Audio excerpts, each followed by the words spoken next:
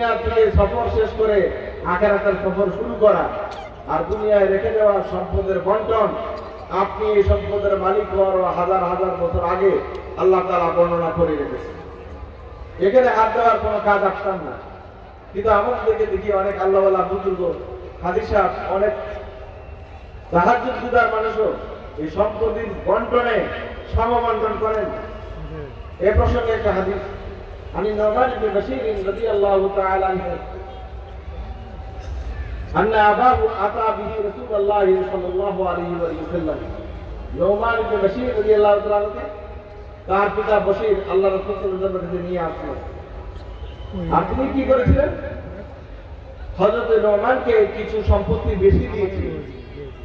এই বেশি সম্পত্তি দেওয়ার কারণে তার মা অর্থাৎ বশীর রাদিয়াল্লাহু তাআলার স্ত্রী আপত্তি করেছিলেন যে এটা ঠিক করো না।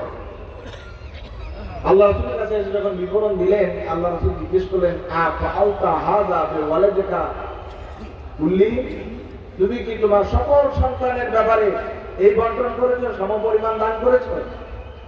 তখন হযরতে বশীর বললেন যে না, আমি সবার জন্য এই পরিমাণ বন্টন দেইনি।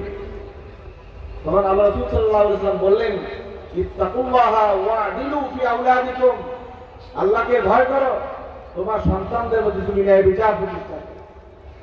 এক ছেলেকে একটু বেশি দিলেন, এক ছেলে একটু কম দিলেন, এক ছেলের উপর জুলুম করলেন, পিতা মাতারা যখন এমন করেন তখন সন্তানের ক্ষেত্রে কিন্তু আপনারা ন্যায় বিচার প্রতিষ্ঠা করেন। আমরা শুধু নির্দিষ্ট একটা জায়গাকে ন্যায় বিচারের কাজ মনে করি না, আমাদের ব্যক্তি, পরিবার, সমাজ, রাষ্ট্র, ছেলে সন্তান, আত্মীয় স্বজন, সবার ক্ষেত্রে কিন্তু আমাদেরকে আদল ইনসাফ করা উচিত। রাসূল আকরাম সাল্লাল্লাহু আলাইহি ওয়াসাল্লাম তার স্ত্রীদের মাঝে সমানভাবে তাদের হুকুক আদায় করতেন। রাসূল সাল্লাল্লাহু আলাইহি ওয়াসাল্লামের সময় ভাগ করা ছিল, কোন রাতে কোন স্ত্রীর কাছে থাকবেন। আল্লাহ সুবহানাহু ওয়া তাআলা কিন্তু এটা আমাদেরকে বলেছেন, ওয়াইন কিফতুম আল্লাহ তুকসিতু ফিল ইয়াতামা ফানকিহু মা তাবা লাকুম মিনান নিসাই মাসনা ওয়া সুলাসা ওয়া রুবা ফাইন কিফতুম আল্লাহ তা'দিলু ফাওয়াহিদাতান আও মা মালাকাত আইমানুকুম। তোমাদেরকে আল্লাহ সুবহানাহু আমাদেরকে বলছেন আমরা যেন আমাদের স্ত্রীদের মাঝে ন্যায় বিচার প্রতিষ্ঠা করি। আল্লাহ বলছেন 2, 3, 4 তোমাকে বিয়ের অনুমোদন দেওয়া হয়েছে, যদি তুমি তাদের মধ্যে সমতার সহিত, ইনসাফের সহিত জীবন যাপন করার তৌফিক রাখো, ক্ষমতা রাখো, সক্ষমতা রাখো। কোন স্ত্রীর প্রতি একটু বেশি দেওয়া, কাউকে একটু কম দেওয়া, কাউকে ঠকানো, ফাইন কিফতুম আল্লাহ তা'দিলু, যদি তোমার এটা মনে হয়, অনুভূতিতে আসে যে না আমি তো ন্যায় বিচার প্রতিষ্ঠা করতে পারবো না, আল্লাহ তাআলা বলছেন সেক্ষেত্রে তুমি কিন্তু ফাওয়াহিদাতান, একটাই বিয়ে করো। সুতরাং তা'দ্দুদ যাওজাত, বেশি সংখ্যক স্ত্রী রাখা, 4 পর্যন্ত এটা জায়েজ। কাদের জন্য জায়েজ? যারা ন্যায় বিচার প্রতিষ্ঠা করতে পারে। এক স্ত্রীর দিকে একটু মাইল হয়ে যাওয়া, ঝুঁকে যাওয়া, আরেক স্ত্রীকে বঞ্চিত করা, আল্লাহ রাসূল সাল্লাল্লাহু আলাইহি ওয়াসাল্লাম নিজে এটা করতেন না, আল্লাহ তাআলা এটা করতে নিষেধ করেছেন।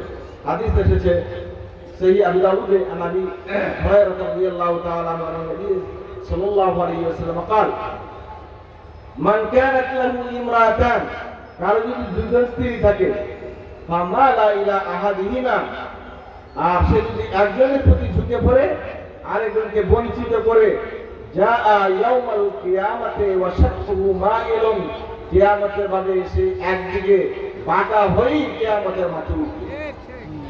এতে বোঝা যাবে যে সে তার এক স্ত্রীর প্রতি ঝুঁকি ছিল, অন্যের প্রতি অন্য স্ত্রীর হককে তিনি নষ্ট করেছে। হযরত আয়েশা সিদ্দিকা রাদিয়াল্লাহু তাআলা আনহা তিনি বলছেন, রাসূলুল্লাহ সাল্লাল্লাহু আলাইহি ওয়াসাল্লাম সব সময় তার স্ত্রীদের মাঝে সমতার ভিত্তিতে আচরণ করতেন। এমনকি রাসূল সাল্লাল্লাহু আলাইহি ওয়াসাল্লাম প্রতিদিনের বার হিসাব করতেন, এই সপ্তাহে ওই 10 দিনে তিনি কখন কোন স্ত্রীর কাছে থাকবেন। এটার পরেও, এত সতর্কতার পরেও রাসূল দোয়া করতেন, আল্লাহুম্মা হাযা কাসমি, হে আল্লাহ এটা আমার বন্টন, ফিমা আমলিকু, যতটুকু আমার ক্ষমতা আছে, ফালা তালুমনি ফিমা তামলিকু, আর ওইটার ব্যাপারে আপনি আমাকে ধরপাকড় করবেন না, যেটার মালিকানা আপনার হাতে, বলা আমলিকু, যেটার ক্ষমতা আমার হাতে নেই। সুতরাং আমাদের পারিবারিক জীবনে, বৈবাহিক জীবনেও যেন আমরা এটা করি, এই বিষয়টি আমাদেরকে খেয়াল রাখতে হবে। সামান্য ভাইয়েরা, আদল ইনসাফ কায়েমের ক্ষেত্রে বাইনা রাইয়া, প্রজাদের মাঝে, জনগণের মাঝে আদল ইনসাফ প্রতিষ্ঠা করা, এটা হলো যারা রাষ্ট্র ক্ষমতায় থাকেন তাদের জন্য আফরাদুল ফারাইদ, সবচেয়ে বড় ফরিজা, সবচেয়ে বড় ফরজ কাজ। আল্লাহ সুবহানাহু ওয়া তাআলা দুইজন নবী সরাসরি রাষ্ট্র ব্যবস্থাপনা পরিচালনা করেছেন। কোরআনে কারিমে এই দুইজনের বিবরণ আল্লাহ সুবহানাহু ওয়া তাআলা দিয়েছেন। অনেকেই যারা মনে করেন যে রাজনীতি করা, রাষ্ট্র পরিচালনা করা, এটা আলেম ওলামাদের কাজ না, এটা নির্ধারিত কিছু মানুষ করবে, এইরকম ধারণার চিন্তার কিছু লোক আছে, আলেম ওলামাও আছে। কোরআন পড়ে দেখুন, আল্লাহ সুবহানাহু ওয়া তাআলার আম্বিয়া আলাইহিস সালাতু ওয়াস সালামদের কেউ অসচেতন ছিলেন না, জনবান্ধব ছিলেন। এবং দুইজন নবীর কথা আল্লাহ তাআলা কোরআনে কারিমে সরাসরি বলেছেন, যাদের কাজই ছিল রাষ্ট্র সরকার পরিচালনা করা, এই ক্ষেত্রে তারা তাকওয়ার পরিচয় দিয়েছে। হযরত দাউদ আলাইহিস সালাতু ওয়াস সালাম এবং তার ছেলে সুলাইমান আলাইহিস সালাতু ওয়াস সালাম শতভাগ রাষ্ট্র ক্ষমতায় থেকে কিভাবে জনবান্ধব হওয়া যায় এটার উৎকৃষ্ট উদাহরণ ছিল। আল্লাহ সুবহানাহু ওয়া তাআলা বলছেন, قال الله تعالى يا داود إنا جعلناك خليفة في الأرض فاحكم بين الناس بالحق ولا تتبع الهوى فيضلك عن سبيل الله إن الذين يضلون عن سبيل الله لهم عذاب شديد بما نسوا يوم الحساب يا داود إنا جعلناك خليفة في الأرض। হে দাউদ, আপনাকে আমি এই জমিনে খলিফা হিসেবে প্রেরণ করেছি, প্রতিনিধি হিসেবে প্রেরণ করেছি। ফাকুম বাইনান নাস বিল হক, আমাদের মেহমান করে দিয়েছেন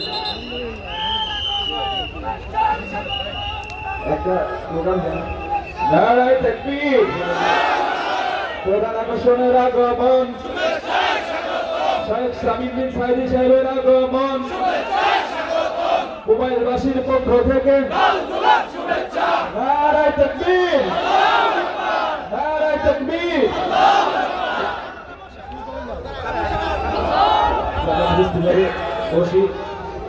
আমরা সাহেবের কথা শুনতে থাকি।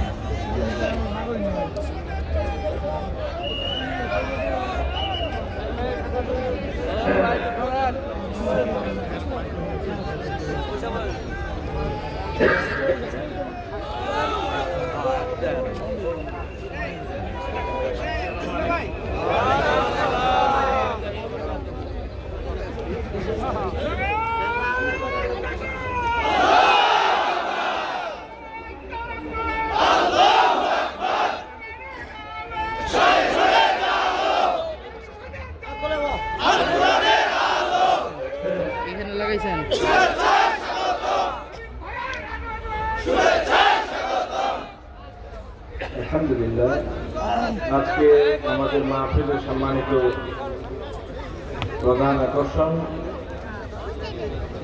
শেখ শামীম বিন সাইদি স্টেজে চলে এসেছেন। আমি কথা শেষ করে দিচ্ছি।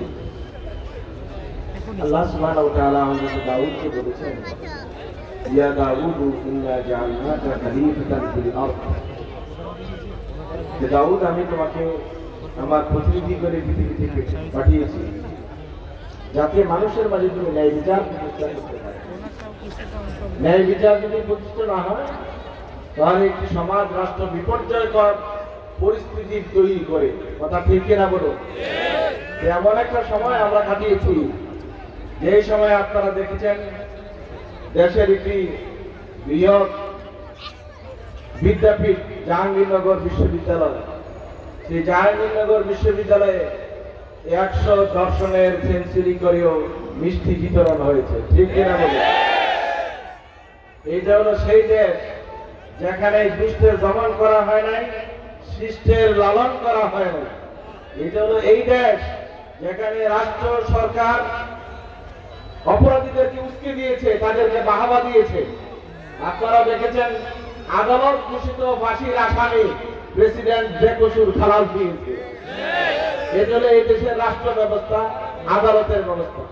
আপনারা দেখেছেন নির্মমভাবে নিরপরাধ আলেম ওলামাদেরকে ভুয়া সাক্ষী দিয়ে ফাঁসিতে ঝুলানো হয়েছে।